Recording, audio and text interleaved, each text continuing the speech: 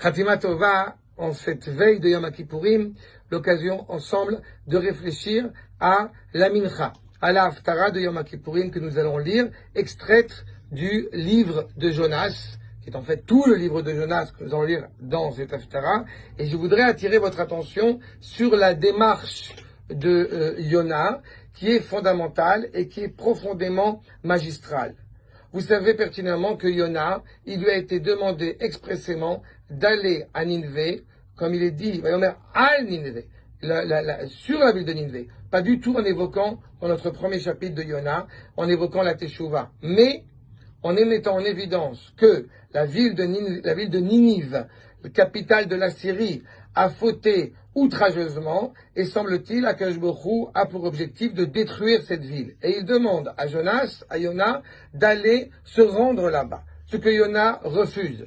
Ce n'est pas qu'il fait preuve d'hérétisme à l'égard du Créateur, mais il ne souhaite pas aller sauver cette ville. Il ne souhaite pas, si on parle de sauver, il ne souhaite pas aller annoncer à cette ville l'opportunité de la sauver. Et, au bout du compte, il va s'écarter, il va essayer de fuir Eretz Israël pour s'écarter, s'éloigner de cette parole divine qui se veut forte, en espérant ne plus entendre cette parole et par conséquent n'étant pas obligé d'aller accomplir la mission qui est la sienne. Et je voudrais attirer votre attention sur plusieurs éléments. Le premier, c'est la période du livre de Jonas tel qu'il est inscrit dans les enseignements de nos Chachamim. Yona descend, il descend de plus en plus. Il va descendre vers Yafo pour aller prendre un bateau et acheter carrément le bateau. Nous savons que les prophètes avaient une certaine richesse et donc ne souffraient pas de problème de subvenir à leurs besoins et par conséquent étaient capables d'acheter justement ce bateau. Mais d'où descend-il? Eh bien, il descend de Yerushalayim. Yona, je vous rappelle, appartient par sa mère à la tribu de Asher, par son père à la tribu de Zevouloun. Qu'est-ce qu'il fait à Yerushalayim? Il devrait se trouver dans le nord, pas très loin de chez nous, vers Kfar Haroé, vers Netanya, et pourtant il se trouve à Yerushalayim. Le Midrash va nous dire qu'il est à la période de Sukkot, donc effectivement, il est à Yerushalayim. On ne peut pas descendre ailleurs en Eretz Israël si ce n'est de Jérusalem. Donc il descend vers Yafo en voulant prendre justement ce bateau. Pourquoi j'insiste sur le fait que Yona est par sa mère à la tribu de Asher et par son père à la tribu de Zevouloun? Zevouloun, c'est le commerce maritime, c'est le rapport avec l'extérieur. Asher, à l'inverse, est de plein pied en Eretz Israël, en riche, mais de plein pied en Eretz Israël. Celui qui, au bout du compte, permet à l'identité hébraïque de se poursuivre. La fille de Asher, Serach, qui est la femme justement qui avait comme tradition, savait pertinemment où était enterré Yosef, c'est celle qui va suivre et qui va revenir en Eretz Israël avec toutes les femmes et avec la génération justement qui est sortie d'Égypte. Ça, c'est la personnalité de Jonas. Quand on est au bout du compte tourné vers notre peuple, peut-être cela peut venir en préjudice des autres nations.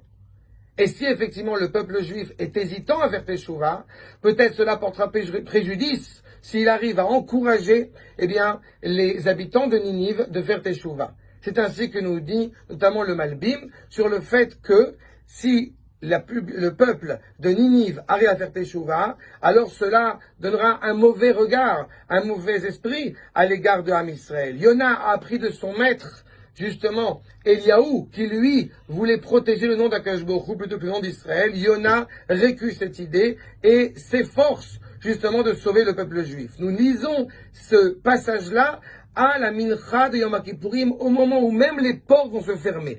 Même une Teshuvah qui n'est pas entière, qui n'est pas complète, qui n'est pas accomplie. En l'occurrence, la Teshuvah de Ninive, qui s'avère de toute façon être une Teshuvah tangible, une Teshuvah qui va s'avérer totalement fausse et totalement abjecte au bout du compte. Eh bien, il n'empêche que avant la fermeture des portes, elle prend tout son sens. C'est pour cela aussi que quand justement nous arrivons à la Mincha de Yom Kippourim, Dieu sait combien d'erreurs nous avons encore à réparer. Mais la présence même de Yona, la présence même, notre présence en tant qu'Ivri Anochi, notre présence en tant qu'Hébreu à la synagogue, en train de s'associer à cette festivité de Yom Kippourim, ce jour-là où le Satan n'a absolument pas d'emprise, à Satan Gematria 364, ce jour dans l'année qui est hors norme, qui est hors temps, eh bien, grâce à l'évocation de cette identité, nous pouvons aussi être épargnés de toutes les fautes, être expiés de toutes nos fautes. Et la présence de Yona a été invraisemblable. La présence de Yona dans le bateau, avec ses 70 marins, qui a réussi à gommer toutes les tâches, toutes les tares, toutes les erreurs, toutes les scories que ces 70 marins, 70 nations ont pu commettre, fait qu'au bout du compte, après avoir vu de manière assez admirable la présence de Yona et son comportement, eh bien cela les encouragea à vouloir aller faire la circoncision, à sacrifier un sacrifice de remerciement auprès d'Akadosh Baruch Hu, et même de se convertir pour devenir pleinement pour prendre pleinement part au peuple juif. Donc nous ne savons pas toujours les effets de ce que peut produire les propos tenus par notre prophète, animés par cette parole divine. Aussi, peu importe quelles seront les implications, peu importe ce que nous pouvons imaginer même de nous-mêmes, il est sans aucun doute certain que le fait même d'avoir le privilège d'y participer nous élève et par là même élève le peuple juif et par là même toute l'humanité qui est avec nous. Ce que nous nous souhaitons à chacun d'entre nous, une teshuva pleine, animée par l'amour d'Akadosh Baruch Hu, ainsi même nos fautes les plus dramatiques, eh bien, deviendront pleinement des mitzvot. Ktiva, Vechatima Tova, à vous et à toutes vos familles.